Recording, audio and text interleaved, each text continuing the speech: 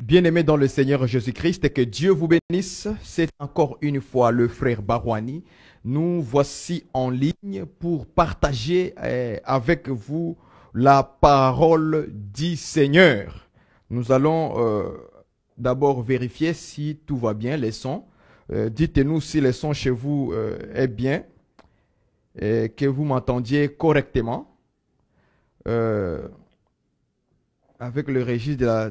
Ok, donc on me signale que tout va bien, tout passe très très bien, que nous disons merci au Seigneur. Nous allons prier le Seigneur notre Dieu pour qu'il puisse maintenant nous conduire pendant ces moments et prendre ce travail entre ces très puissantes mains, afin que tout ce que nous ferons, interprétons, prêcher, parler, puisse d'abord lui glorifier, lui seul, notre Dieu, et aussi bénir le peuple de Dieu qui écoute la bonne parole. Prions au nom du Seigneur Jésus-Christ. Éternel notre Dieu, Père de gloire, nous te disons merci. Merci Seigneur notre Dieu pour ton amour, ta grâce, ta bonté, ta miséricorde sur nous Seigneur. Toi qui nous donnes le privilège aujourd'hui d'être debout, de se tenir devant ton peuple pour parler de ta part, selon la mesure des dons que tu nous as donnés. Nous te disons merci pour le souffle de vie et la bonne santé, le courage que tu nous accordes, Seigneur. Car tout cela vient que de toi, Seigneur seul. Je te dis merci pour mes frères, pour mes sœurs, pour nos familles élargies, nos frères qui sont partout dans le monde entier, nos frères dans la foi commune. Je te dis merci, Seigneur notre Dieu, toi qui les as accordés les souffles de vie, afin qu'aujourd'hui nous puissions nous parler par les réseaux sociaux, puissions partager la parole de Dieu dans nos demeures. Je te dis Seigneur, merci pour cela. Je te rends toutes mes reconnaissances auprès de toi Seigneur. Merci pour ces moments de la parole que nous allons encore une fois écouter. Lorsque le Saint-Esprit dirige, guide toutes choses, car tu as dit l'Esprit de vérité vous conduira dans toute la vérité. Conduis Seigneur ces moments, conduis ta parole, parce que cela vient que de toi. Au nom de Jésus-Christ, accorde la grâce que beaucoup d'entre nous, nous puissions comprendre cette écriture. Précise, Genèse chapitre 2, verset 6.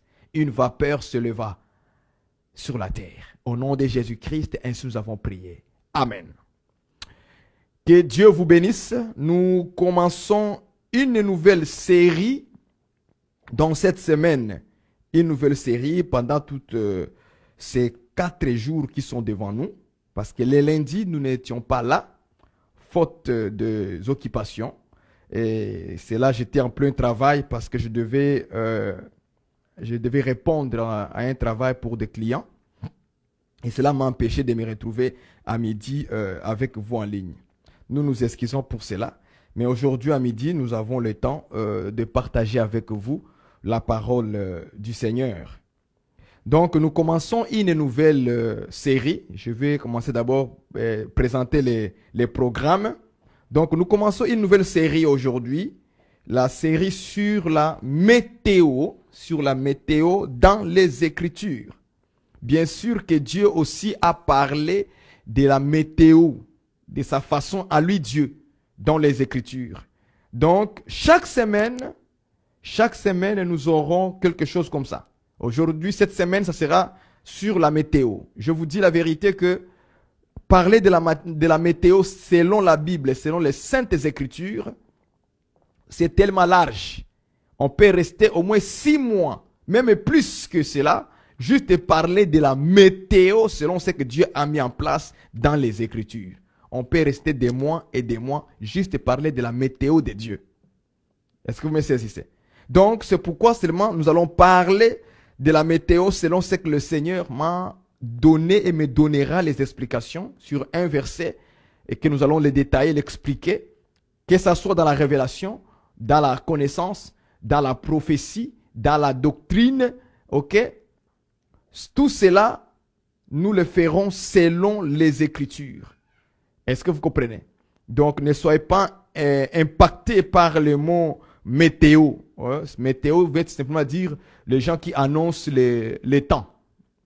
Ils annoncent, c'est les choses que vous suivez chez vous à la radio, à la télévision, RTI, TV5, France 24, RDI, ici chez nous au Canada, vous comprenez, TVA, vous savez. Donc, ce sont les choses que vous entendez. On vous annonce la météo, on vous annonce quelle sera la température d'aujourd'hui, quel sera le temps aujourd'hui. Est-ce qu'il y aura le soleil, est-ce qu'il y aura la pluie, est-ce qu'il y aura l'ouragan, la tempête, est-ce qu'il fera beau, est-ce qu'il fera chaud, est-ce qu'il fera froid, très froid, est-ce qu'il y aura des verglas sur la route. Donc, c'est ça qu'on appelle l'ensemble des météos. On vous annonce la température de ce qui va se passer en journée aujourd'hui ou demain. Est-ce que vous voyez ça? Et Dieu aussi en a parlé de sa manière et il a donné les explications de ces choses-là. C'est pour ça que Dieu aussi a mis dans mon cœur ce matin que nous puissions rester aussi sur la série des météos. Mais nous allons prendre chaque jour un verset qui parle de la météo. Aujourd'hui, nous allons parler sur la météo comme Genèse chapitre 2, notre thème. Genèse chapitre 2, verset 6. Nous allons le lire. Genèse chapitre 2, verset 6. On nous dit ceci. Mais une vapeur s'éleva de la terre et arrosa toute la surface du sol. Vous voyez ça?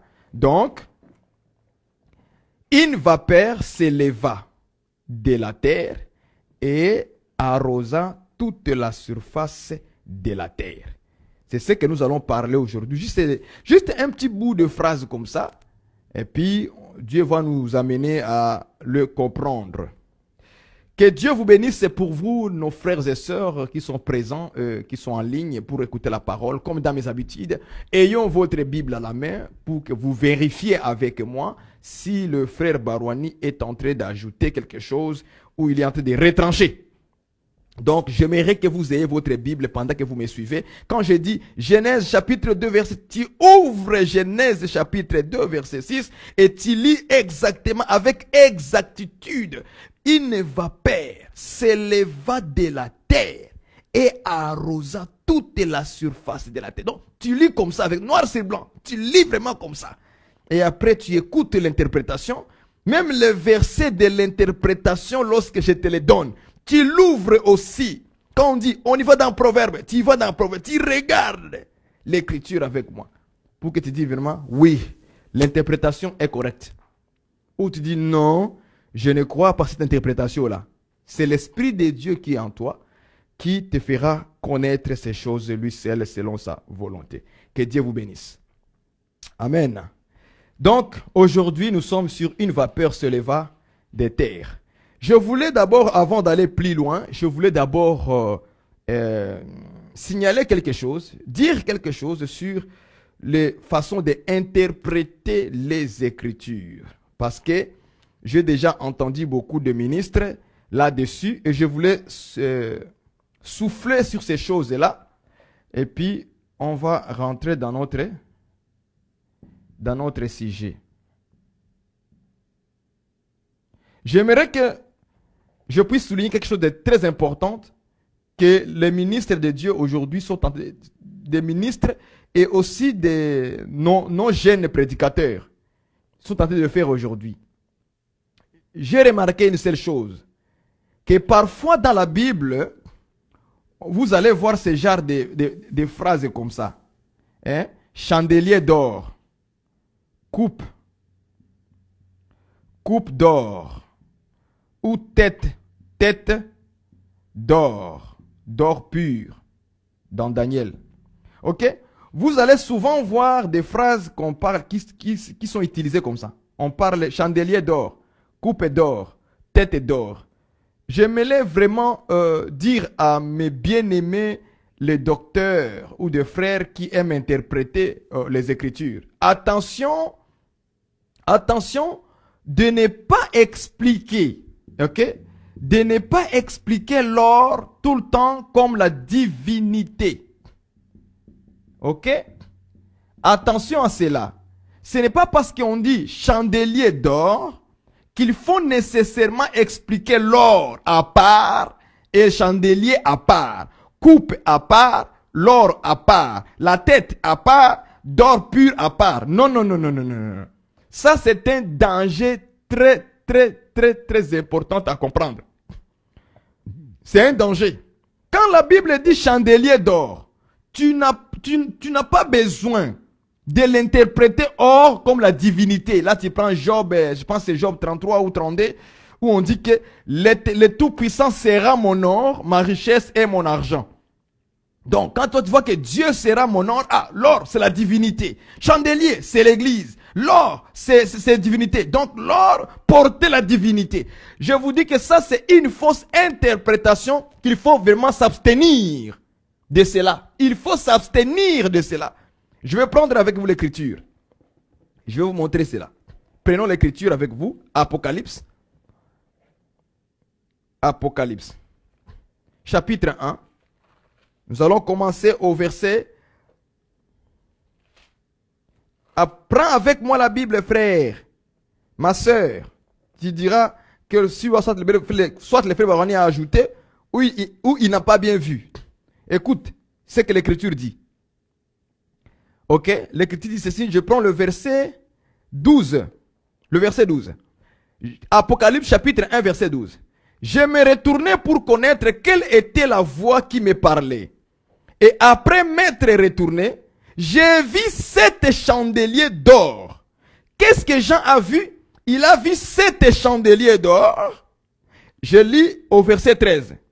Et au milieu de 7 chandeliers, quelqu'un qui ressemblait à un fils de l'homme. Vous avez vu ça? Donc, quand Jean, il tourne en arrière pour vouloir voir la personne qui lui parlait, quand il s'est tourné, il voit 7 chandeliers d'or. 7 chandeliers d'or. Au verset 13, au lieu de dire chandelier d'or, on dit tout simplement chandelier. Lis avec moi le verset 7. Le verset 13 plutôt. Lis avec moi. Et au milieu de 7 chandeliers, où est parti l'or qu'on a mentionné au verset 12? Maintenant, dans le verset 13, on ne parle plus de chandelier d'or, mais on a dit simplement chandelier. C'est tout ce qu'on a dit. Chandelier. Vous voyez ça? 7 avec S. On dit simplement chandelier. Mais on n'a pas terminé en disant or. D'or. Ça veut dire que les 7 chandeliers d'or, c'est la même chose comme si on disait les 7 chandeliers. Tout court. Maintenant, écoutez l'interprétation de Jésus maintenant. Allons-y voir l'interprétation de Jésus. Je prends avec toi le verset 20. Il est écrit ceci. Le mystère de cette étoile que tu as vue dans ma main droite et de 7 chandeliers d'or. Et vous voyez ça? Ça maintenant c'est Jésus qui parle.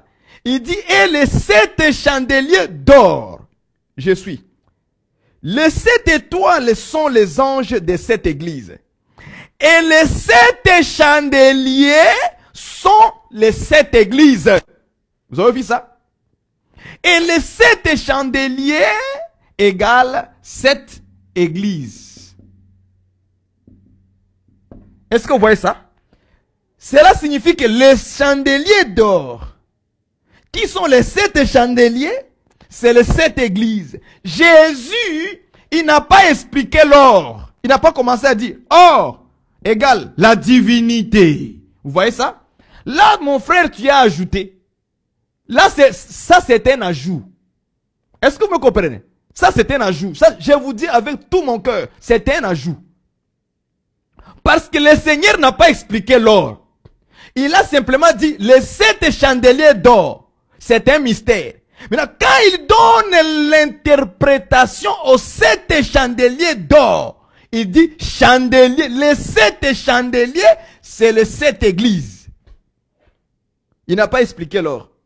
Aujourd'hui, beaucoup de frères ministres sont beaucoup courageux. Ils veulent montrer que vraiment, même les détails de l'or, ils sont capables de l'interpréter. Ça, c'est un ajout. Le Seigneur n'a pas expliqué l'or. Il a simplement dit les chandeliers d'or. Parce que l'or, pourquoi on dit or ici?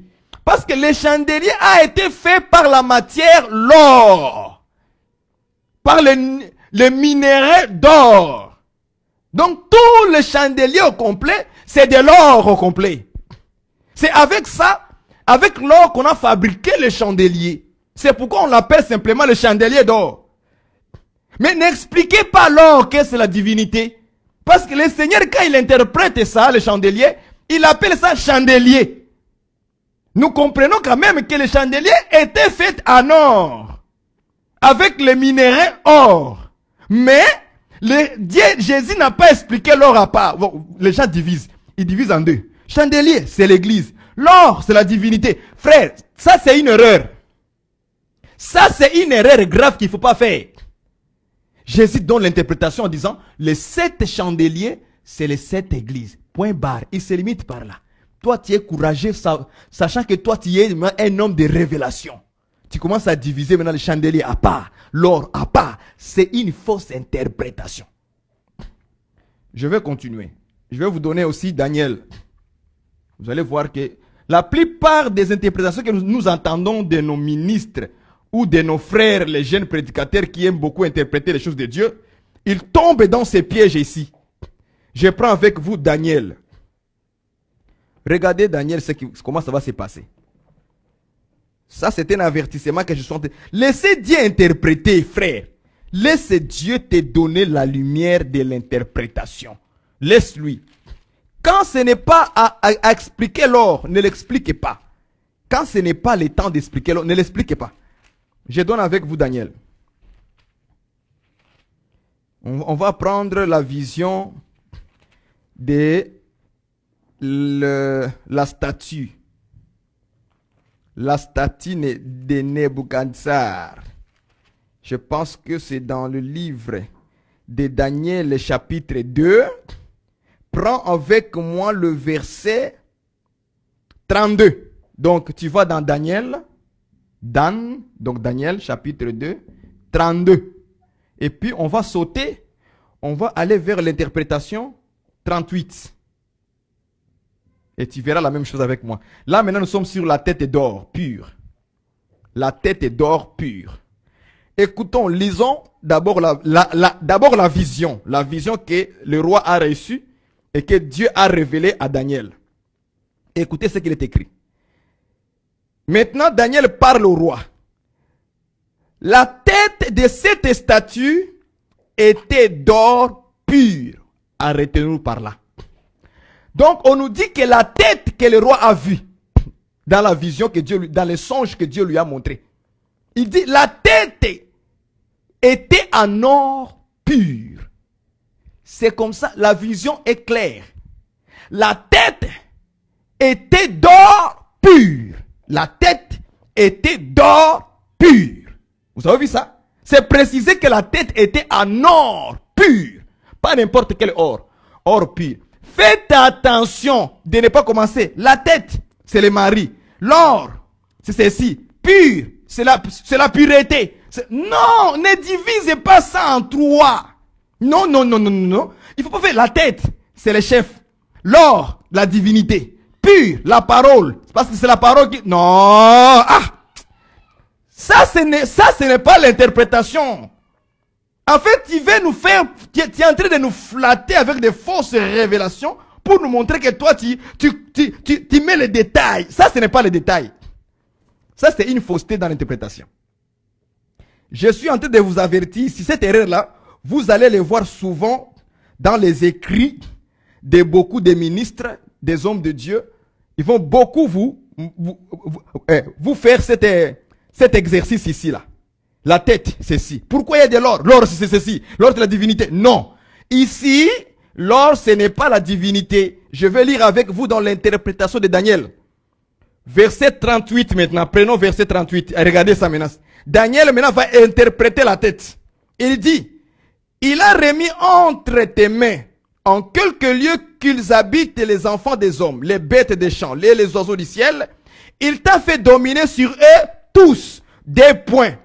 C'est toi qui es la tête d'or. Acclamez le Seigneur. C'est que la tête d'or égale le roi. Égale le roi. C'est comme ça que Daniel interprète la tête d'or pure. Il dit, C'est toi, roi. C'est toi qui es la tête d'or. Est-ce que vous me comprenez? Donc, il a vu d'abord la statue avec une tête d'or pure.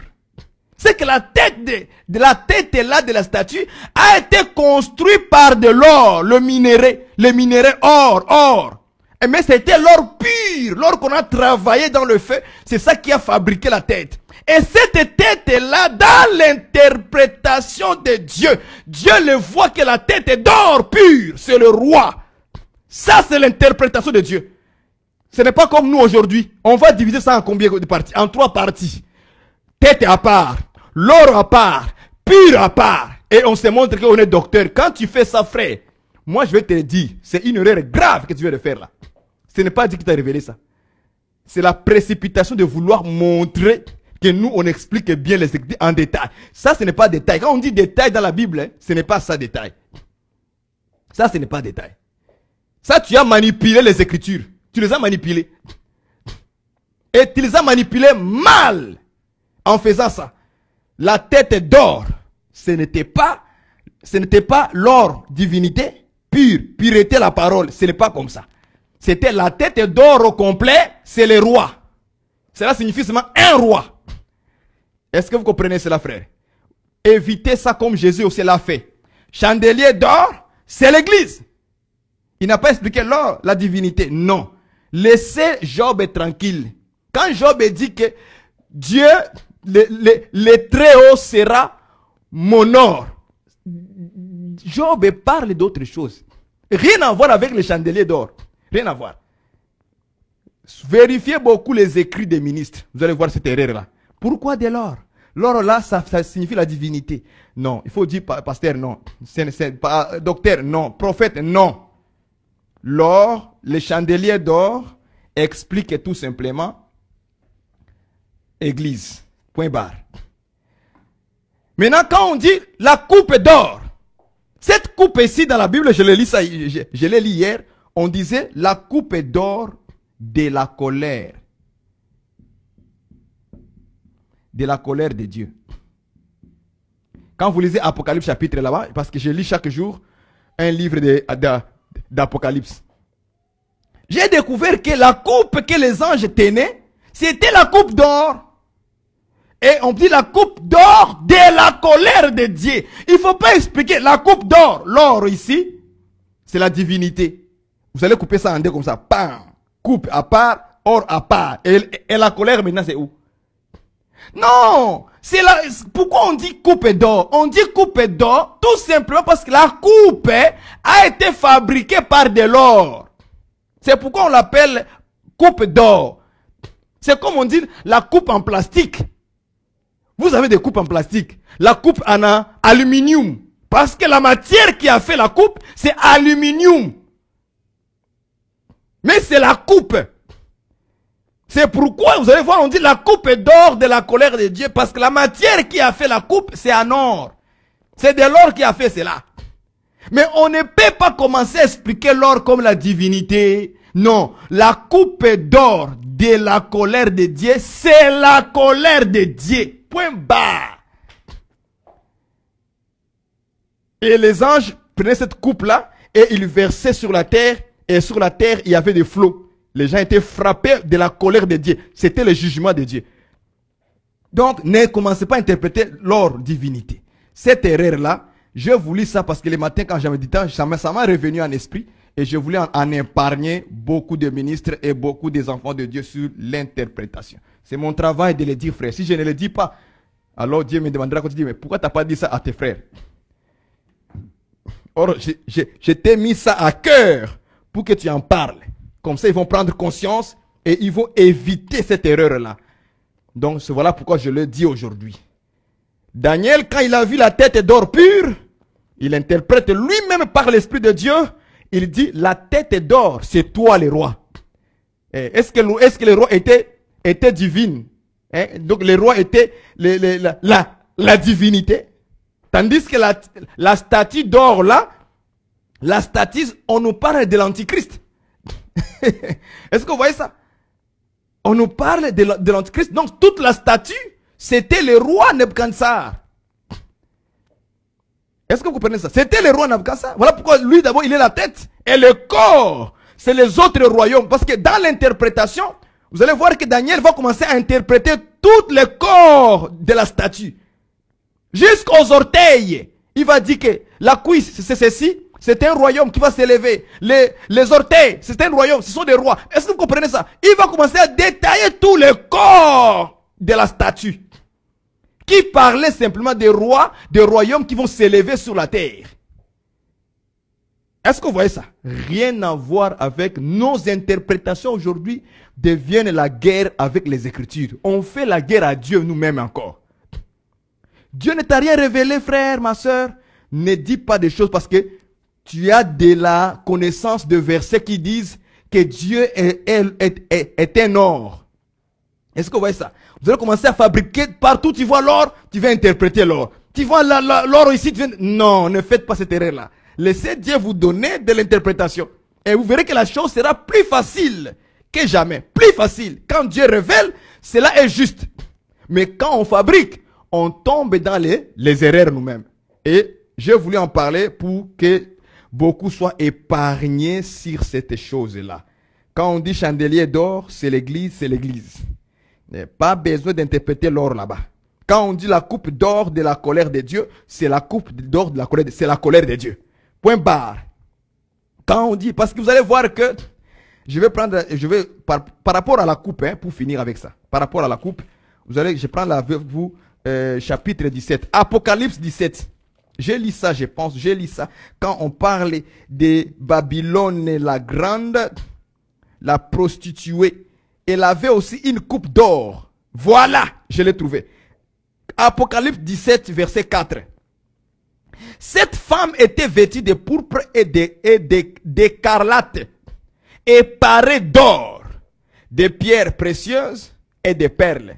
Elle tenait dans sa main une coupe d'or. Remplie de quoi? Remplie d'abominations et des impuretés dans sa prostitution. De sa prostitution. Vous voyez ça? La prostituée, la femme, la Babylone, elle avait une coupe d'or dans sa main. Mais à l'intérieur, c'était rempli de quoi? Des abominations. Une coupe d'or, mais remplie des abominations. Dieu aussi, de son côté, il a une coupe d'or de la colère. C'est ça la Bible, frère. Respectez l'interprétation de Dieu. Ne commencez pas à dire, voyez, la coupe d'or qu'elle a dans la main, l'or là-bas, c'est la divinité. Non. Non. C'est une coupe seulement. C'est une coupe d'or ou bien une coupe tout court. Comme on a vu, chandelier d'or, chandelier. C'est comme ça qu'on l'appelle dans la Bible. Chandelier d'or ou chandelier tout court. Est-ce que vous voyez ça? C'est comme ça que Dieu a fait. C'est comme ça. Dieu a tracé les choses comme ça, frères et sœurs. Ne vous tracassez pas, restez beaucoup dans la prière et Dieu vous accordera les interprétations à ses écritures à lui. En tout cas, j'ai parlé, c'est que Dieu a mis dans mon cœur ce matin, je vous le livre. Tout ministre qui va faire attention maintenant à ça, gloire au Seigneur. Mais tout celui qui va dire, ouais non, frère, tu ne comprends pas. Ça, c'est l'expliquer les détails. Non, ça, ce n'est pas expliquer les détails. S'il fallait expliquer des détails, les premiers qui ont expliqué l'or, comme Daniel, ils pouvaient aussi le faire aussi à son temps. L'or ici, c'est la divinité. Mais il a dit non, la tête d'or, c'est toi le roi. Les chandeliers d'or, c'est l'église. Vous voyez ça? Ça n'a rien à voir avec une interprétation de la divinité là-dedans. Là. Non, non, non, non. Il ne faut pas aller dans ce sens-là. Ok? Le seulement, ce que Jésus a dit, c'est la vérité. Le reste, alors le Saint-Esprit te montrera où il faut interpréter l'or, dans quel verset où l'or doit être expliqué. Comme par exemple les bien-aimés, Pierre l'a fait. Dans le côté de Pierre, Pierre explique l'or comme étant la foi qui est éprouvée. Il dit, votre foi est comme de l'or éprouvé dans le feu, dans la fourneuse. Donc le feu comme les épreuves. Est-ce que vous voyez ça? Et la foi comme de l'or. Vous voyez? Là, la foi prend l'image de l'or. On ne peut pas dire autrement. C'est ce que Pierre a dit. Est-ce que vous voyez ça, frère et sœur? C'est important, ministre. Je vous en supplie. Ne tombez plus dans ces pièges-là. Quand tu vois les chandeliers d'or, tu veux maintenant diviser le chandelier avec l'or à part. Non, le chandelier est fait avec les matières l'or. C'est pourquoi on l'appelle chandelier d'or. La coupe est faite avec la matière or. C'est pourquoi on l'appelle la coupe d'or. C'est comme si on appelait la coupe de plastique. Parce que la matière qui a fait cette coupe-là, c'est le plastique. Ça peut être aluminium. On va le dire, c'est la coupe d'aluminium. Ça veut dire que la coupe est faite avec la matière aluminium. C'est comme la coupe du bois. On va appeler ça quoi? La coupe du bois. Parce que la coupe est faite avec le bois. Commence pas à diviser la coupe à part et les bois. La coupe à part et les plastiques. La coupe à part et l'aluminium. Non. Ok? Ce n'est pas du tout correct dans l'interprétation. Là, tu as commencé à mal manipuler les Écritures. Et ça, devant Dieu, je vous avertis que ce n'est pas du tout correct. Dieu est fâché avec ça. Maintenant, nous allons dans notre sujet. La vapeur qui s'éleva de la terre. La vapeur s'éleva de la terre. Que Dieu ajoute l'interprétation à ces Écritures. Nous allons nous servir d'abord pour comprendre la vapeur. Nous allons voir comment Dieu exerce dans sa création les choses. Comment Dieu les a placées. Regardez comment Dieu écrit. Allons-y dans le livre de Job. Dans le livre de Job. Je vais l'écrire bientôt. D'abord chez 36, verset 27. On va d'abord définir Job 36. 36. Verset 27. Donc, nous allons expliquer selon les Écritures la vapeur. La vapeur. Job 36, verset 27. Je lis avec vous, c'est selon ma version Louis II. Il attire à lui les gouttes d'eau, virgule. Il est réduit en vapeur. Vous avez vu ça? Job nous interprète que Dieu, parce qu'on parle de Dieu, c'est Dieu. Dieu attire à lui Dieu, les gouttes d'eau. La vapeur est expliquée comme goutte d'eau. Selon Job. Job interprète la vapeur comme étant des gouttes d'eau. Est-ce que vous voyez ça? C'est la raison pour laquelle quand vous prenez une chaudière, vous remplissez de l'eau et vous le mettez au feu. Quand la vapeur commence à monter, commence à bouillonner, puis la vapeur monte, mets ta main ou quelque chose de plastique ou d'aluminium, mets-le au-dessus. Et après quelques minutes, quelques secondes seulement, enlève-le et regardez, vous allez voir de l'eau, des gouttes d'eau sur ta main. Parce que la vapeur, en réalité, c'est de l'eau. Ce sont des petites gouttes d'eau qui vont se former et ça va rester dans ta main comme de l'eau. C'est de l'eau en réalité. C'est ça la définition de la vapeur. Donc, dans Genèse chapitre 2, verset 6, on nous dit, une vapeur s'éleva de la terre sans qu'une goutte d'eau s'éleva de la terre. C'est comme ça que Dieu a placé les choses. Donc, la vapeur, c'est une goutte d'eau. Selon Job 36, verset 27. Est-ce que vous voyez ça? Ça, on appelle ça maintenant les détails. Commencez maintenant à rentrer dans les détails maintenant de la chose. Pour comprendre les versets 6 simplement. Genèse 2, verset 6. Pour la comprendre là. Parce que là aussi, Dieu a caché un mystère à l'intérieur. Quand Dieu parlait dans la création, il cachait aussi des mystères au même moment. Et l'Esprit de Dieu nous pousse maintenant à comprendre que ce qui était écrit dans Genèse 2, 6, nous allons les comprendre aujourd'hui. Pour certains. Donc, une goutte d'eau s'éleva de la terre. Une vapeur s'éleva de la terre. Maintenant, quand nous regardons la vapeur selon Jacques, on va ajouter Jacques. Comment Jacques va expliquer la vapeur? Jacques, chapitre 4, verset 14. Allons-y voir Jacques, chapitre 4, verset 14. Regardez comment Jacques, lui, il explique la vapeur. Jacques 4, 14 dit ceci. Vous qui ne savez pas ce qui arrivera demain, car qu'est-ce que votre vie?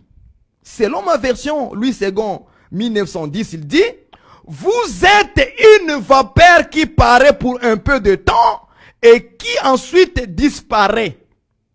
Dans d'autres versions, on dit, qu'est-ce que c'est votre vie? Elle est une vapeur qui paraît pour un peu de temps et qui ensuite disparaît. Il s'en va. Est-ce que vous voyez ça? Parce que la vie, c'est l'homme lui-même. Qu'est-ce que votre vie? Vous êtes une vapeur. Selon Louis II, il dit, vous êtes une vapeur. Mais selon d'autres versions, on dit, elle est, la vie est une vapeur. Donc, votre vie est une vapeur. Or, la vie, c'est l'homme lui-même. C'est ton souffle à toi, c'est toi-même. Voilà pourquoi ici, Louis II a bien précisé, vous êtes une vapeur. C'est qu'une vapeur, c'est l'homme. L'homme.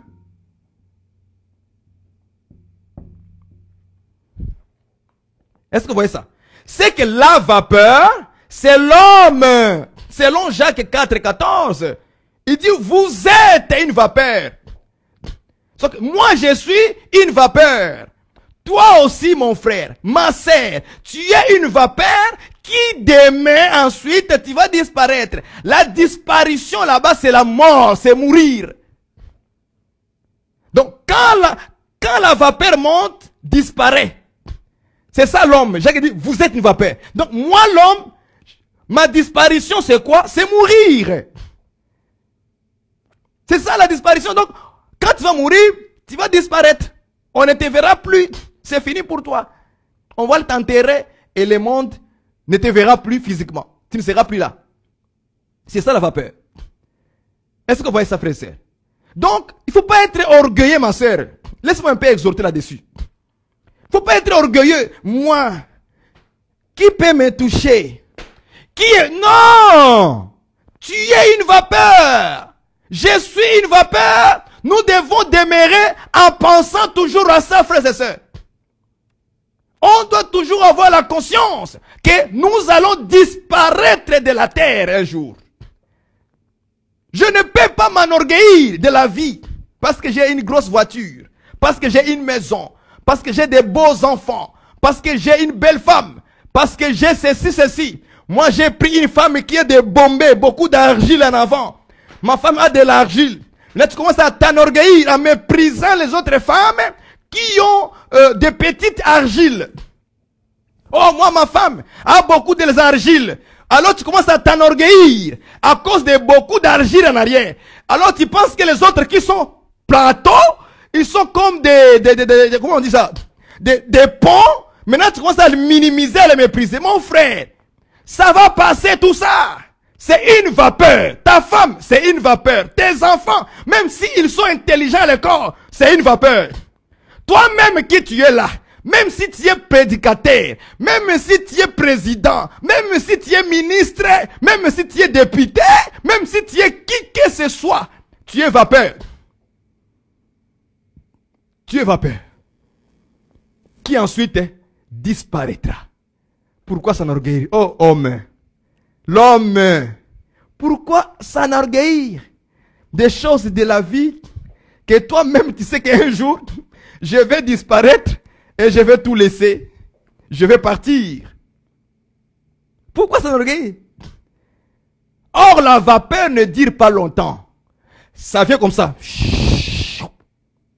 Dès que ça arrive dans les airs, tu peux chercher dans les airs où est partie la vapeur qui vient de sortir dans mon chaudron. Tu ne le verras pas. C'est ça la disparition de l'homme. Jacques a vu la vapeur comme ça dans le chaudron. Il a regardé l'homme. Il a dit, ils sont pareils. Les deux là sont pareils. Pareils. Complètement pareils. Il regarde Les chaudrons.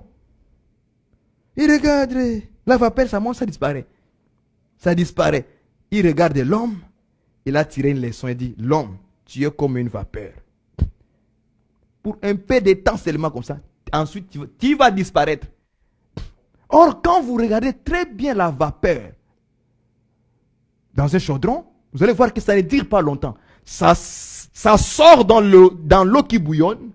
Dès que ça monte un peu, wash, après ça disparaît. Direct. Vous le voyez pendant, il dit, pour peu de temps, vous êtes une vapeur qui paraît. Vous voyez ça? La vapeur aussi fait le même mouvement. Il apparaît.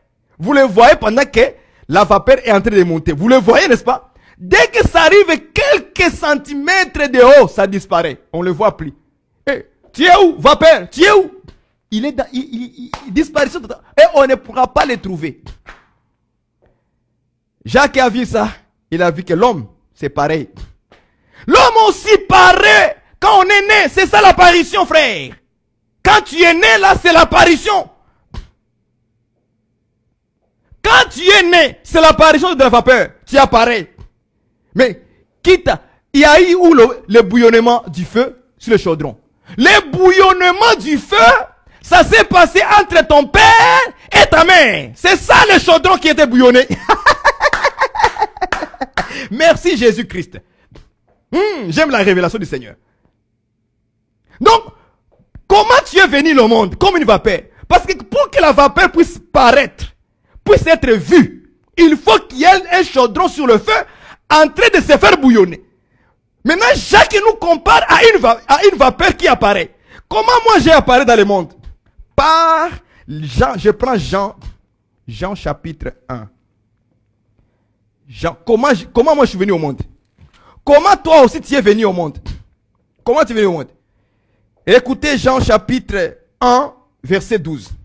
Mais à tous ceux qui ont réussi, à ceux qui croient en son nom, elle a donné le pouvoir de devenir enfants de Dieu, lesquels sont nés, non du sang, ni de la volonté de la chair, ni de la volonté de l'homme, mais de Dieu. Vous voyez ça? C'est-à-dire, il y a des naissances de la volonté de la chair, de la volonté de l'homme. Est-ce que vous voyez ça? Est-ce que vous comprenez ça? Je prends Jean chapitre 3. Regardez.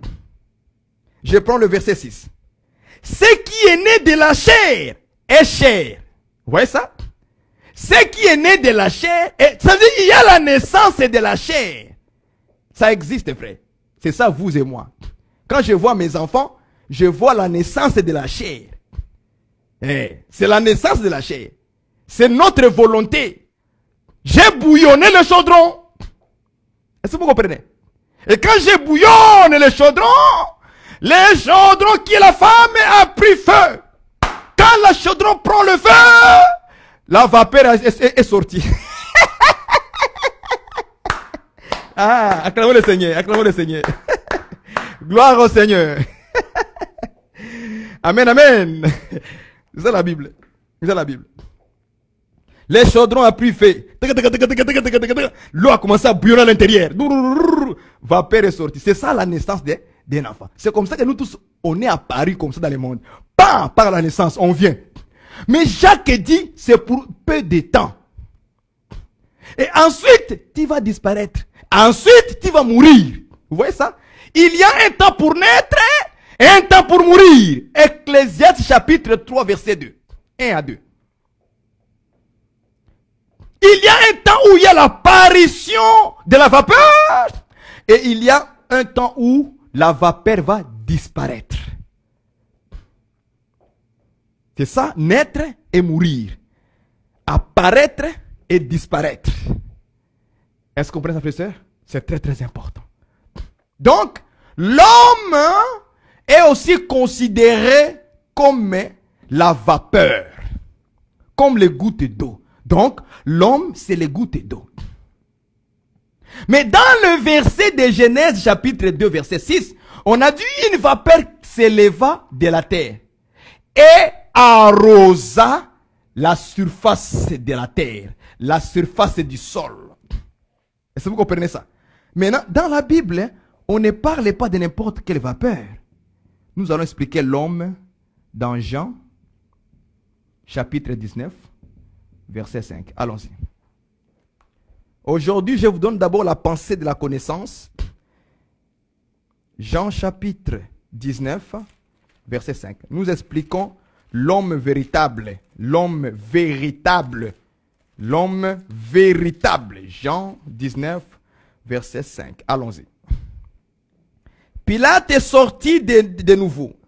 Et il dit aux Juifs, voici, je vous l'amène dehors, afin que vous sachiez que je ne trouve en lui aucun crime. Verset 5. Jésus sortit donc, porta la couronne d'épines et le menton de pourpre. Pilate leur dit, voici l'homme. Ah! Quand Pilate se présente dehors avec Jésus, il est présent devant les Juifs. Il dit, voici l'homme. Donc l'homme là, c'est qui? C'est Jésus.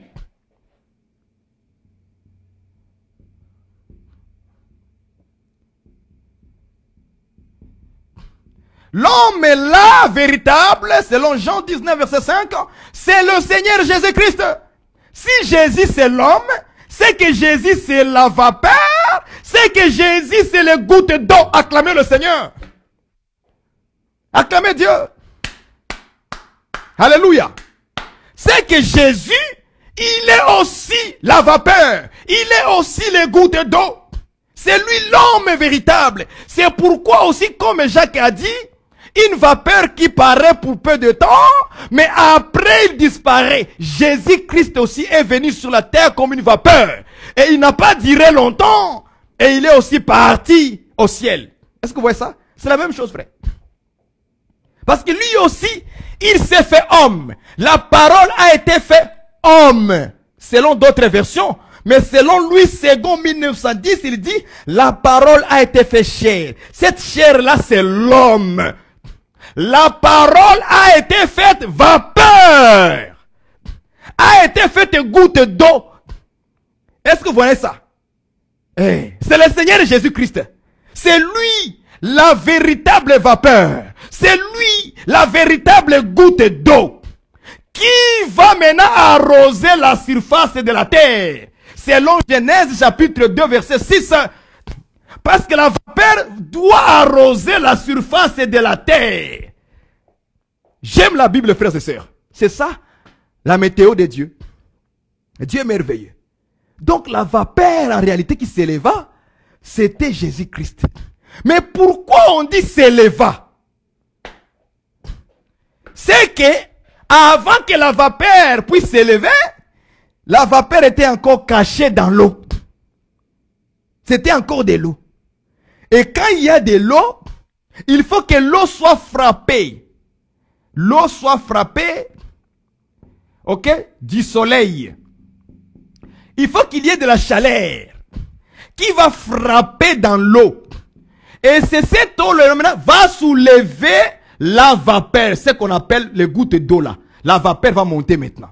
Et quand la vapeur va monter, on verra ça dans les Écritures, ça doit maintenant arroser la surface de la terre. S'il y a l'arrosage, c'est qu'il y a de l'eau qui a coulé maintenant sur les champs, sur les plantes. Est-ce que vous voyez ça? Donc, nous avons trouvé la vapeur. C'est le Seigneur Jésus-Christ qui est la véritable vapeur, la véritable goutte d'eau. Si vous cherchez la vapeur dans ce monde, vous ne les trouverez pas, frère. Vous trouverez simplement Jésus-Christ. C'est lui qui a trouvé Jésus-Christ. Il a trouvé la vapeur qui doit l'arroser. Tu es heureux, heureuse, frères et sœurs. Vous l'êtes déjà. Parce que les gouttes d'eau tomberont sur vous bientôt. On va voir cela dans les Écritures. Pourquoi on dit s'élever? C'est que le soleil a frappé de l'eau. Parce que tout le temps que Jésus marchait à Jérusalem, marchait à Galilée, en Judée, et sur tous les territoires de Bethléem, Jésus était encore de l'eau, qui n'avait pas encore été frappé par le soleil. Le soleil qui frappe l'eau, c'est ça Dieu. Parce que la Bible dit que Dieu est un soleil. Selon Psaume là-bas. On dit que Dieu est un soleil. C'est Dieu qui a provoqué la chaleur. Cette chaleur que Dieu a provoquée, ça a frappé Jésus, l'eau, par la main des Romains. C'est les Romains qui ont fait crucifier Jésus à la croix. Et maintenant, Jésus avait dit quelques phrases pour nous faire voir comment il sera élevé. Regardez, je prends avec vous Jean chapitre 8. Jean chapitre 8, verset 28. Et Jean chapitre 12, verset 32. Les deux versets vont nous faire comprendre maintenant l'aspect de Jésus. Jean chapitre 8, allons-y rapidement. Jean chapitre 8, 28. Je lis avec vous au nom du Seigneur Jésus-Christ. Jésus donc leur dit, quand vous aurez élevé le Fils de l'homme, alors vous connaîtrez que je suis et que je ne fais rien de moi-même, mais que je parle selon ce que le Père m'a enseigné. Donc, dans le chapitre 8 de Jean, verset 28, Jésus dit ceci. Quand vous aurez élevé le Fils de l'homme, vous saurez, vous connaîtrez maintenant que je suis. C'est que je suis. Je prends avec vous le chapitre 12, toujours dans Jean, chapitre 12. Verset 32. Il est écrit ceci. Et moi, Jésus-Christ, quand j'aurai été élevé de la terre, vous voyez ça? Quand j'aurai été élevé de la terre, quand la vapeur s'élèvera, c'est la même chose. C'est la même chose. C'est la même chose. Quand la vapeur s'élèvera de la terre, une vapeur s'éleva de la terre. Vous voyez ça? C'est ça. On parlait de Jésus là-bas.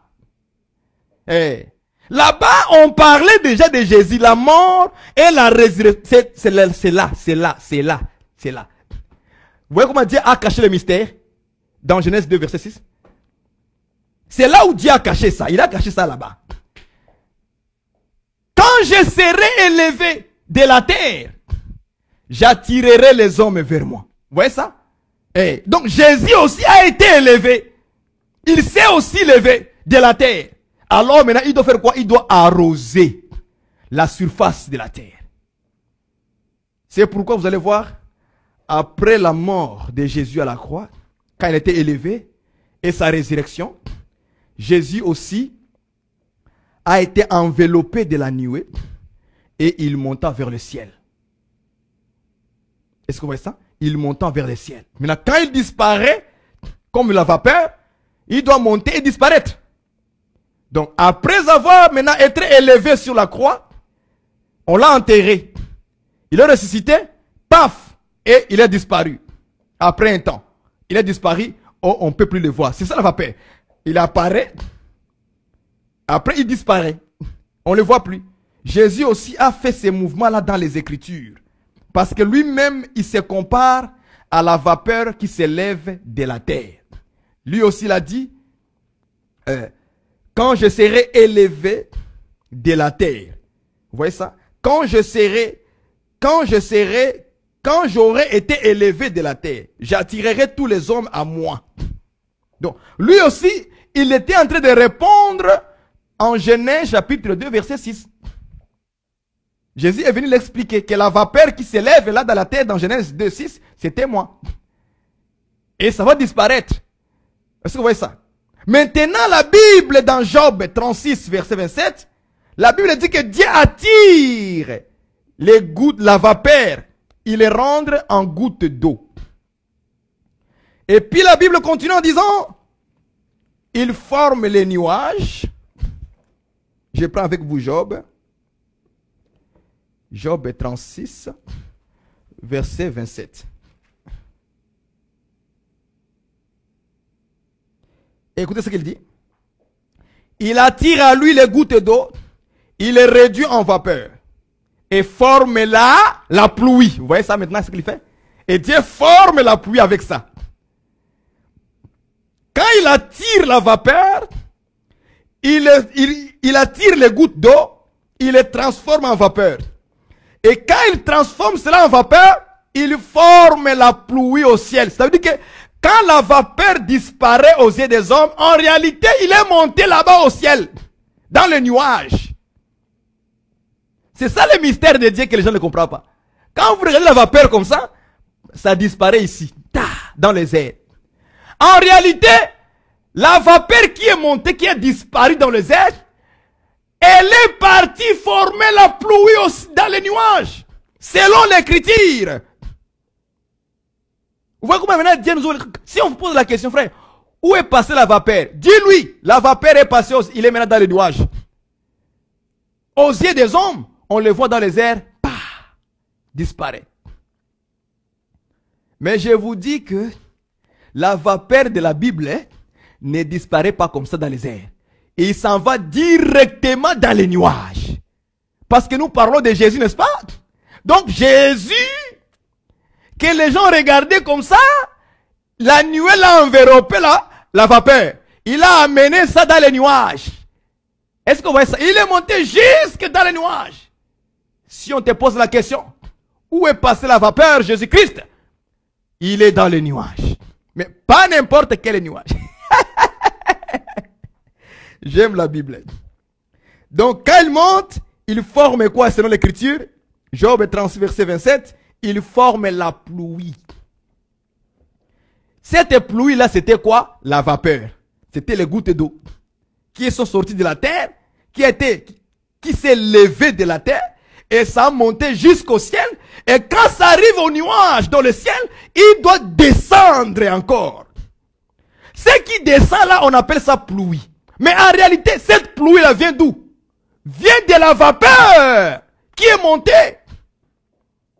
Et c'est ça maintenant qui va arroser la terre. Acclamez le Seigneur. C'est ça maintenant qui va faire que la terre sera arrosée. La surface de la terre sera arrosée. C'est ça la Bible, frère. Maintenant, je prends avec vous Job 37, verset 11. Regardons maintenant ce qu'il est écrit maintenant dans la Bible. Vous avez Job 36, verset 27, il dit, il attire à lui les gouttes d'eau, il les change en vapeur et il forme la pluie. Vous voyez ça? Quand il forme la pluie, Job 37, verset maintenant 11, dit quoi? Job 37, verset 11, il dit ceci. Il charge Dieu. Il charge de vapeur le nuage. Il les disperse intercellant. Vous voyez ça? Il charge de vapeur le nuage. C'est que le nuage chargé de la vapeur. Nuage.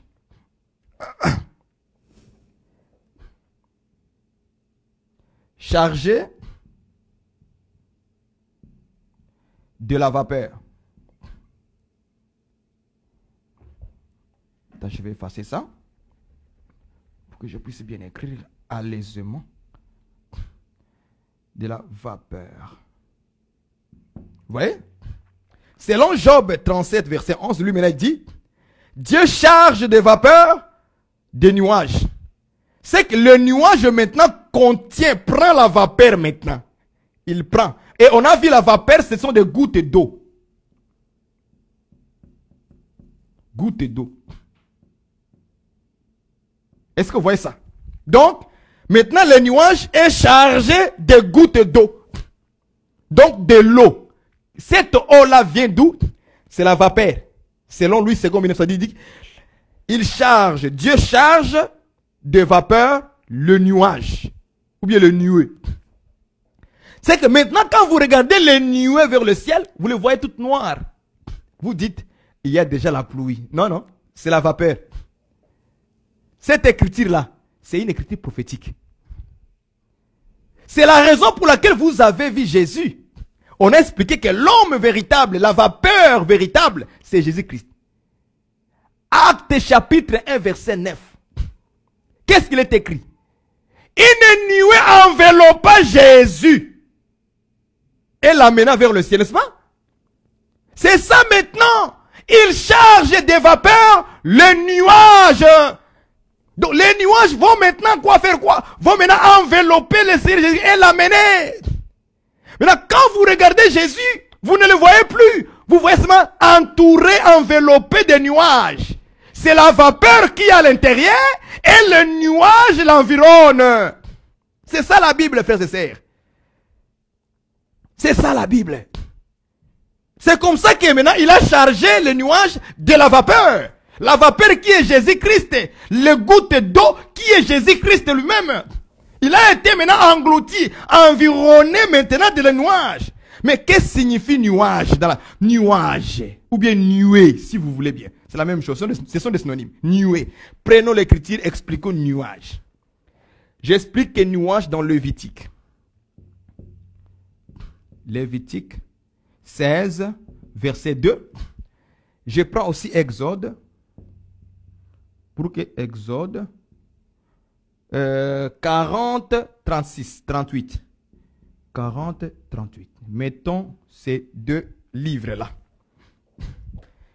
Lévitique, commençons par Lévitique. On va expliquer les nuages ou les nuées. Lévitique 16, verset 2. Lévitique 16, verset 2. J'explique les nuages ou les nuées. L'Éternel dit à Moïse. L'Éternel dit à Moïse.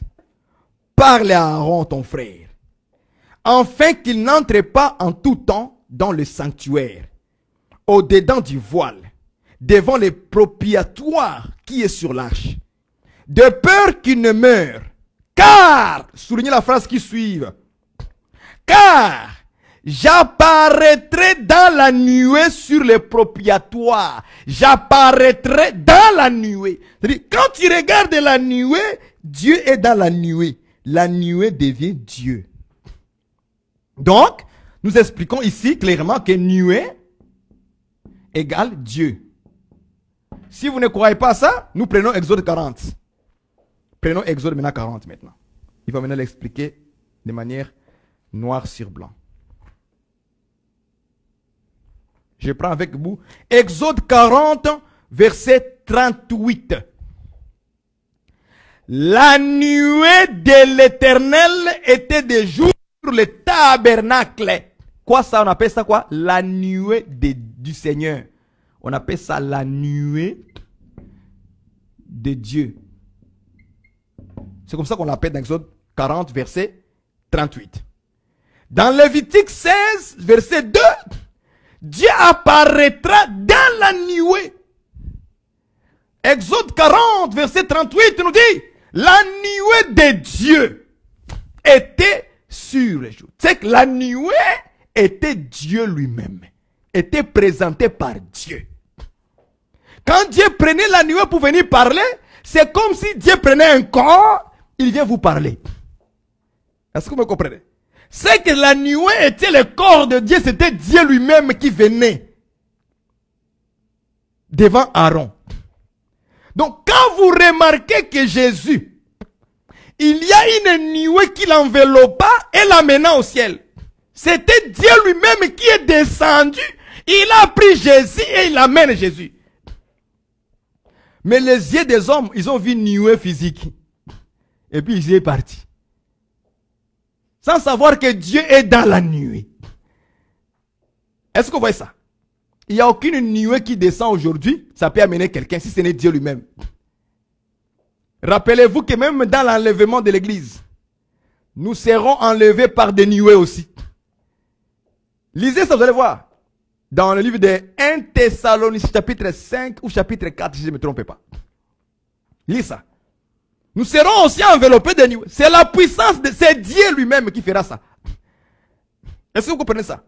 Voilà. Donc ça a commencé d'abord à se manifester dans Jésus. Et ça va achever aussi sur nous aussi au jour de l'enlèvement. Nous serons tous enlevés dans les nuées. Est-ce que vous comprenez ça? C'est Dieu lui-même qui viendra nous prendre. Donc la nuée, c'est Dieu lui-même qui descend. Et donc c'est-à-dire que Dieu, quand il prend Jésus dans la nuée, donc Dieu a pris la vapeur. Donc là maintenant, Dieu a chargé la vapeur dans le nuage, dans la nuée.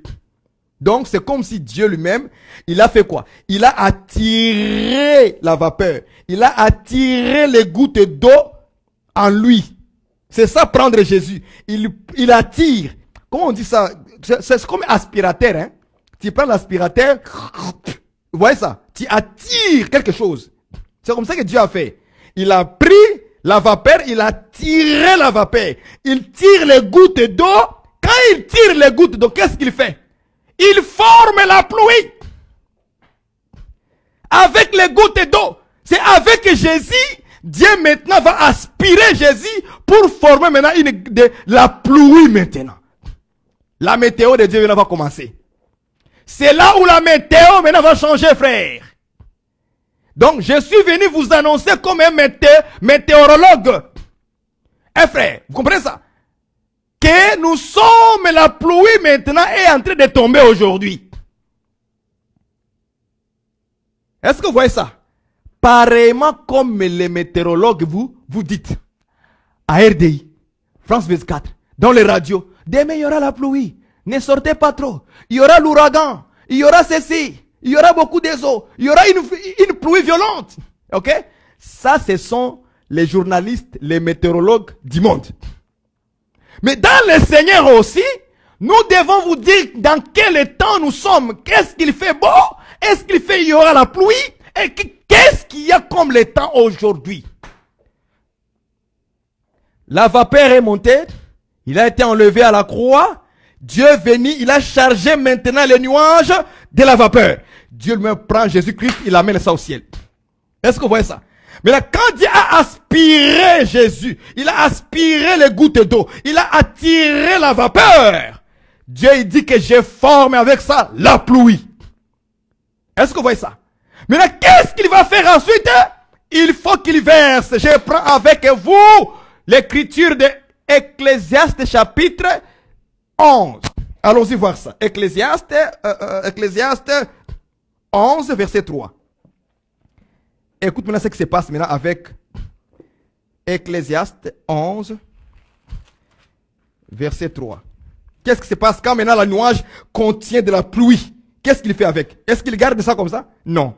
Selon la prophétie, il doit faire quoi? Regardez. Ecclésiaste 11, verset 3. Quand les nuages sont pleins de pluie, ils la répandent sur la terre. Vous avez vu ça? Ils la répandent sur la terre. Quand le nuage maintenant a beaucoup de pluie, il est plein de pluie, il la répand sur la terre. Il doit maintenant arroser la surface de la terre. Est-ce que vous comprenez ça, frère? J'ai pris des versets précis pour montrer tous les mouvements de Jésus et Dieu. Comment Dieu a mis son programme de météo. Comment Dieu a placé la météo maintenant, bibliquement parlant, dans les Écritures.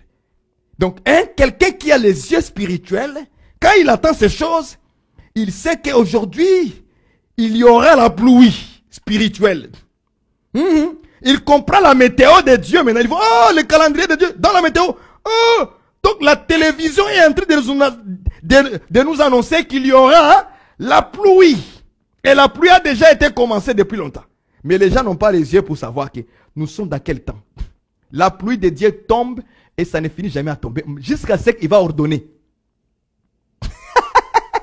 Jusqu'à ce qu'il va ordonner. Est-ce que vous voyez ça? La pluie de Dieu tombe toujours. Ce n'est pas la pluie physique que vous voyez aujourd'hui, ça tombe, demain ça tombe pas, après un mois ça tombe, après... Non. La pluie de Dieu spirituellement, depuis que ça a commencé à descendre, jusqu'à aujourd'hui, jusqu'à ce que Jésus-Christ deviendra. Nous sommes toujours dans le pays de la pluie. Il plaît toujours. Il plaît toujours. Il plaît toujours. Est-ce que vous voyez ça? Donc maintenant, quand la nuée est pleine de la vapeur, de la pluie, des gouttes d'eau, Ecclésiaste chapitre 11 verset 3, il dit quoi? Il la répand sur la terre. Quand Dieu a aspiré Jésus, il a attiré les gouttes d'eau vers lui. il doit maintenant le faire répandre sur la terre. C'est ça, une vapeur qui se lève de la terre et arrose la surface de la terre, la surface du sol. Il doit maintenant répandre ça sur la terre. C'est ça la météo de Dieu. Maintenant, nous allons expliquer la pluie qui est tombée maintenant. C'est quelle pluie? Allons-y. La pluie qui est tombée maintenant. Quand Dieu a aspiré Jésus maintenant, il a accompli l'œuvre. Il a été élevé. Il a disparu maintenant. Il est parti au ciel. Mais Dieu se souvient de l'écriture de Genèse chapitre 2 verset 6. Il s'est souvenu. Ah, une vapeur s'éleva de la terre et arrosa. Le fait d'arroser là, c'est la descente. C'est la descente encore de la vapeur. Maintenant, nous voulons expliquer la pluie qui a été contenue dans la nuée. Parce que, premièrement, on nous a dit que c'était la vapeur. Que la nuée a été chargée de ça. Et puis, on nous dit maintenant que quand la nuée est pleine de pluie, qu'est-ce que ça fait? Ça le fait quoi? Répandre. Ça le fait descendre. Ça le fait arroser la terre. Donc, la pluie, en réalité, la pluie égale les eaux. Vous voyez ça? La pluie, c'est les eaux. C'est la vapeur, hein? On peut mettre ça. C'est la vapeur, selon les écritures qu'on a expliquées. Ceux qui comprennent vite. C'était la vapeur, c'était aussi goutte d'eau. C'est la même chose, hein? Ne vous inquiétez pas. Donc, quand on dit pluie, on dit les eaux, on dit vapeur, on dit goutte d'eau. Donc, c'était la même chose, mais ça s'est manifesté de manière différemment. Est-ce que vous voyez ça? Donc, la pluie, c'est les eaux, c'est la vapeur qui a été prise dans la nuée et Dieu a formé avec ça la pluie. Est-ce que vous voyez? Donc, c'était la pluie. La pluie, c'est la vapeur. C'est les gouttes d'eau qui sont au ciel. On l'appelle aussi pluie. On l'appelle les eaux. On peut les appeler vapeur ou gouttes d'eau. Maintenant, nous allons chercher quelle est la pluie, la signification de la pluie dans la Bible. La signification de la pluie dans la Bible pour qu'on puisse finir. Le temps passe. Nous avons quasiment 1 heure et quelques minutes à donner. Nous allons prendre le livre de Ésaïe 44. Oui, Ésaïe 44. Ésaïe rapidement. Et puis on va finir avec ça. Ésaïe 44. Au verset 3. Je prends avec vous Ésaïe 44, verset 3. On va expliquer les eaux comme la pluie, la vapeur et les gouttes d'eau. On va l'expliquer dans Ésaïe 44, verset 3, avec les versets précis, sans beaucoup de tracasseries. Je vous donne la parole. Écoutez. Car je répandrai des eaux sur les sols altérés et des ruisseaux sur la terre desséchée. Je répandrai mon esprit sur ta race et ma bénédiction sur tes rejetons. Vous voyez comment est-ce que Ésaïe a eu la révélation des eaux, de la pluie? Il dit, je répandrai des eaux sur le sol altéré, des ruisseaux sur la terre desséchée, virgule. Il explique Dieu lui-même. Je vous ai dit, il ne faut pas expliquer les choses selon notre propre pensée. Limitons-nous là où Dieu a interprété. Toi aussi interprète de la même chose. C'est ça la fidélité à l'interprétation. Dieu interprète que je répandrai des eaux sur le sol altéré. Et puis maintenant il explique, je répandrai mon esprit sur ta race. C'est que la race signifie le sol altéré. Et les eaux, c'est l'esprit de Dieu. Donc, nous comprenons que la pluie qui est descendue, c'est l'esprit de Dieu. Là, l'écriture maintenant devient claire. Selon Ésaïe 44, verset 3, l'esprit de Dieu, c'est les eaux. C'est la pluie qui a été contenue dans la nuée. Maintenant, il va descendre. Donc, je comprends maintenant. Donc, Jésus-Christ qui était monté comme la vapeur, comme les gouttes d'eau, qui est descendu sous forme du Saint-Esprit. C'est que le Saint-Esprit aussi, c'est Jésus-Christ, c'est la vapeur, c'est les gouttes d'eau. Acclamez le Seigneur. Acclamez Dieu. Le Saint-Esprit, c'est la véritable vapeur qui est descendue de nouveau. Jésus-Christ a dit, je serai avec vous jusqu'à la fin du monde. Je suis avec vous jusqu'à la fin du monde. Comment Jésus serait avec nous? Comment il sera avec nous? Ça sera le Saint-Esprit. Donc, il sera la vapeur de l'eau descendue maintenant. Paul le dit dans 2 Corinthiens chapitre 3 verset 17. Le Seigneur, c'est l'Esprit. Ah, donc là où il y a l'Esprit du Seigneur, là où il y a la liberté. Donc, l'Esprit de Dieu, c'est quoi? C'est la vapeur. C'est les gouttes d'eau. C'est les eaux. C'est la pluie. C'est comme ça que Dieu a placé sa prophétie dans Genèse 2 verset 6. Lorsque nous rassemblons toutes ces écritures, nous comprenons le mouvement de Dieu facilement. Et nous acclamons Dieu avec un cœur sincère. Est-ce que vous comprenez ça, frère et sœur? Est-ce que vous voyez ça? Donc, Ésaïe 44, 3 maintenant nous dit, ah, Dieu a répandu des eaux, il a répandu son esprit. Et lui-même, il avait dit ça. Quand les nuages sont pleins de la pluie, il la répand sur la terre. Dieu aussi a répandu son esprit, c'est que Dieu a répandu la pluie. C'est de ça que Dieu parlait. Maintenant, nous retournons dans Genèse 2:6. Une vapeur s'éleva de la terre. Jésus-Christ s'éleva de la terre. Quand il sera élevé de la terre, alors il arrosera la terre. Donc, le Saint-Esprit sera donné sur la surface de la terre. C'est quoi la surface de la terre? Acte chapitre 2. Quand nous voyons au chapitre 2, quand nous voyons le Saint-Esprit descendre, donc, Dieu a répandu maintenant son esprit sur toute chair. C'est ça la Bible, frère. Il a répandu son esprit sur qui? Sur les disciples. Donc les disciples là que vous voyez, les disciples là, les 120 disciples, c'est la terre ou bien la surface du sol. C'est les disciples. Si on te pose la question, qui est la surface du sol ou de la terre? Dis-toi, ce sont l'église. C'est l'église du Seigneur qui est la surface du sol, qui est la surface de la terre. Ce sont eux-là que Dieu va arroser, que Dieu va répandre son esprit sur eux. La pluie va descendre sur l'église. C'est pourquoi une véritable église ne peut pas être sans le Saint-Esprit. C'est impossible, impossible, impossible. Une église sans le Saint-Esprit, vous allez faire quoi? Jésus dit, sans moi, vous ne pouvez rien faire. En d'autres termes, sans l'Esprit du Seigneur, sans l'Esprit de Dieu, vous ne pouvez rien faire. Même si vous prophétisez, ce n'est pas Jésus, ce n'est pas Jésus. Même si tu fais des miracles, si ce n'est pas Jésus, ce n'est pas le Seigneur. Est-ce que vous comprenez ça? Es-tu quel genre de la surface de la terre? Est-ce que tu es dans la surface de la terre de Genèse 2 verset 6? Ou tu es la surface de l'autre terre là-bas? Parce que la surface de la terre, selon Genèse 2:6, doit être arrosée. Doit être forcément arrosée selon la souvenir de Dieu. Dieu s'est souvenu de l'écriture. C'est pourquoi il a accompli ça.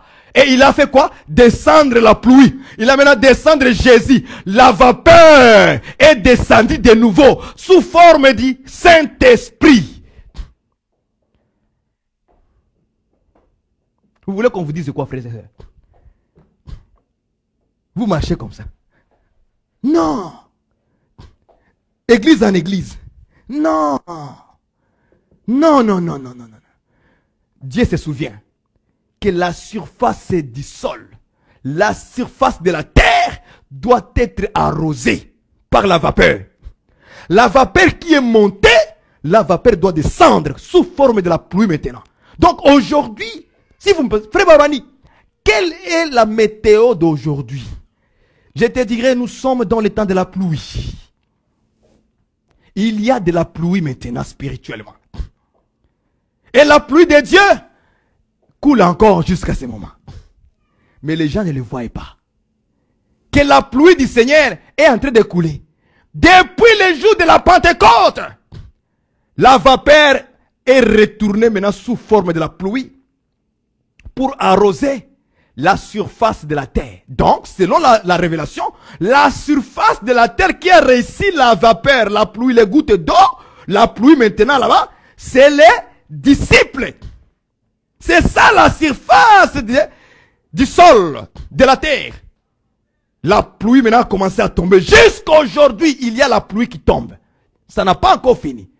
Ce n'est pas la pluie physique que vous avez là, qui est en train de tomber, ça coupe aujourd'hui. Non, aujourd'hui, si quelqu'un te dit qu'il n'y a plus de Saint-Esprit, c'est un menteur. Ne le croyez pas. La pluie de Dieu cessera le jour où le Seigneur viendra.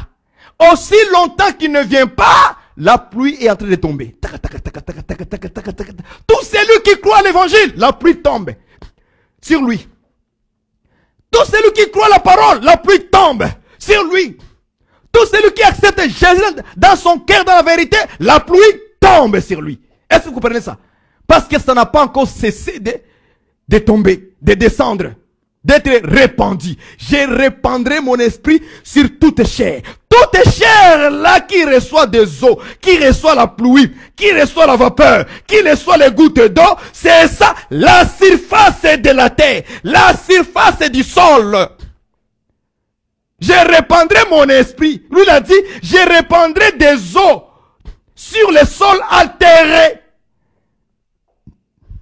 Genèse dit, une vapeur s'éleva et arrosa la surface du sol, de la terre. Est-ce que vous voyez ça? Or, quand nous regardons maintenant selon l'ère prophétique, nous comprenons que la vapeur était montée, élevée, et quand il est élevé, il descend maintenant sous forme de la pluie, qui est le Saint-Esprit en réalité. Et le Saint-Esprit est descendu où? Nous tombons dans Actes chapitre 2. Nous voyons les disciples être remplis du Saint-Esprit. Nous comprenons. La pluie est tombée. La vapeur est tombée maintenant. Est-ce que vous comprenez? La vapeur maintenant est tombée. C'est ça la Bible, frère.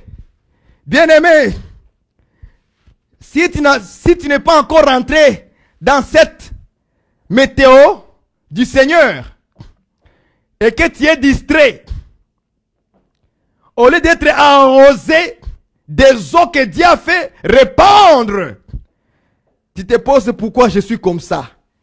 Moi je te dis cours vite vers le Seigneur. Car la Bible nous enseigne que celui qui n'a pas l'Esprit de Dieu, qui la demande à Dieu, Dieu va faire pleuvoir sur le sol, sur la surface du sol qui est ta vie. Je suis en train d'évangéliser, frère. Tu n'as pas encore reçu le Saint-Esprit. Je te demande une seule chose selon les Écritures. Demande à Dieu. Demande au Seigneur, frère. Depuis que tu as cru, as-tu reçu le Saint-Esprit? Est-ce que lorsque vous avez entendu l'évangile et que vous avez cru, avez-vous reçu le Saint-Esprit? C'est la question que je peux vous poser, frères et sœurs. Que chacun de nous puisse examiner maintenant. Puisse se regarder. Ai-je le Saint-Esprit dans ma vie? Est-ce que la vapeur m'a arrosé aussi? Arrosé la surface du sol qui est toi, qui est moi. Individuellement, nous sommes la surface du sol. Est-ce que la vapeur est déjà tombée sur moi? Est-ce que les gouttes d'eau ont tombé sur moi? Est-ce que la pluie est déjà tombée sur moi? Bien aimé, posez-vous des questions. Pourquoi je pose cette question-là? Parce que votre vie, lorsque la pluie tombe sur la terre change de nature. N'est-ce pas? Parce qu'on a dit que je répandrai des eaux sur le sol altéré. Altéré veut dire quoi? Sèche. Quelque chose qui n'est pas mouillé. Mais quand l'eau vient maintenant, il fait quoi? Ça devient mouillé. Or, quand la terre est sèche, et qu'il y a la pluie qui tombe, la pluie devient mou. Est-ce que vous voyez ça? La pluie devient mou, devient comme de la boue. Ça devient mou. Mais quand c'est sèche, c'est dur. C'est ça l'image qui est là, frère. Voilà pourquoi tu es dur. Tu ne crois pas la parole encore. Parce que la pluie n'est pas encore tombée sur toi. Tu dois être la terre mourue.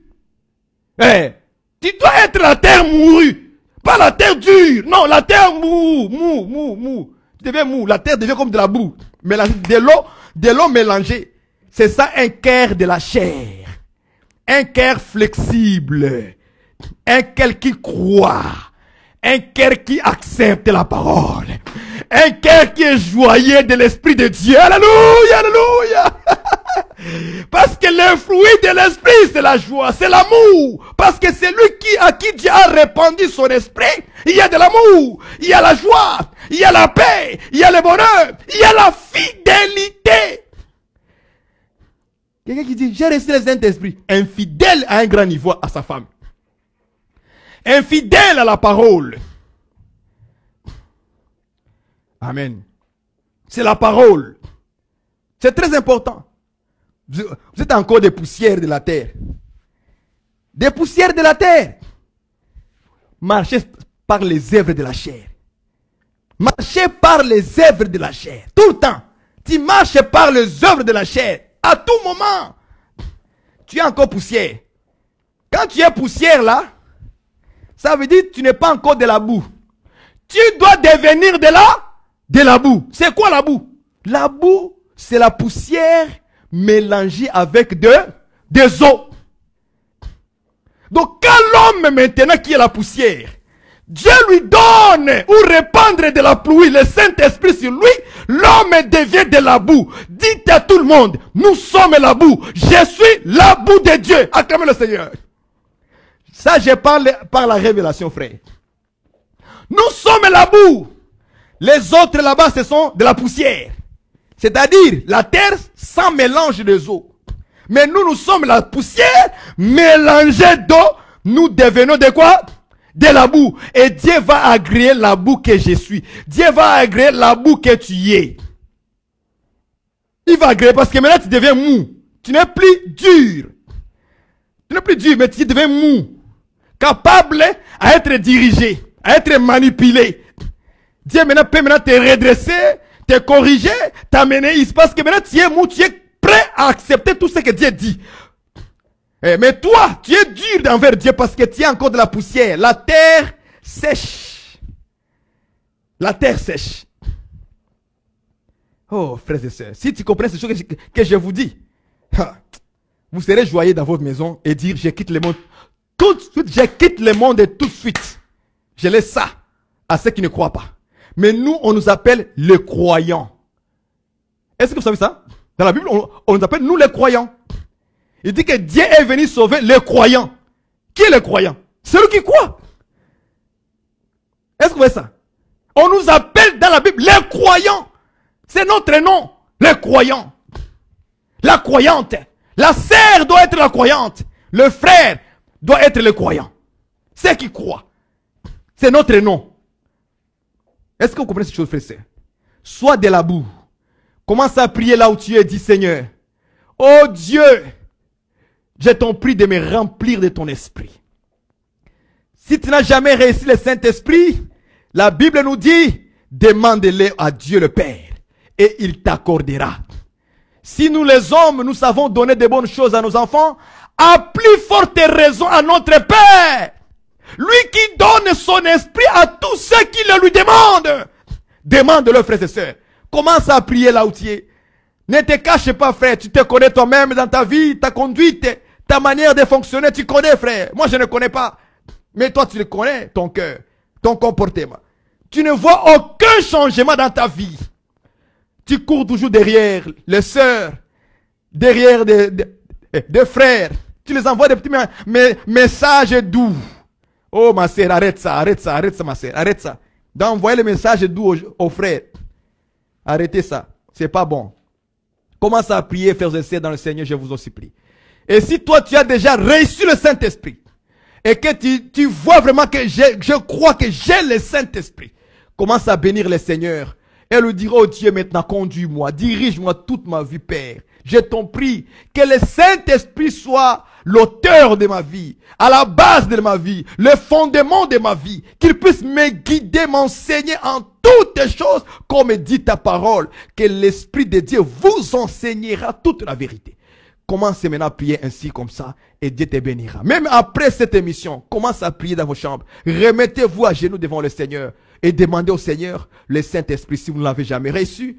Bénir le Seigneur et lui dire encore de te guider, de te diriger dans ta vie si tu l'as déjà reçu. Et comme ça, le Seigneur vous bénira. Nous finissons notre moment, nous allons prier. Seigneur, notre Dieu de gloire, nous te bénissons, nous te rendons grâce pour la parole. Merci Seigneur pour cette journée que tu viens de nous inspirer encore une fois sur les Saintes Écritures. Laisse que maintenant cette parole puisse se fortifier, encourager. Conduis Seigneur ton peuple et tes enfants. Au nom de Jésus-Christ notre Seigneur, ainsi nous avons prié. Amen.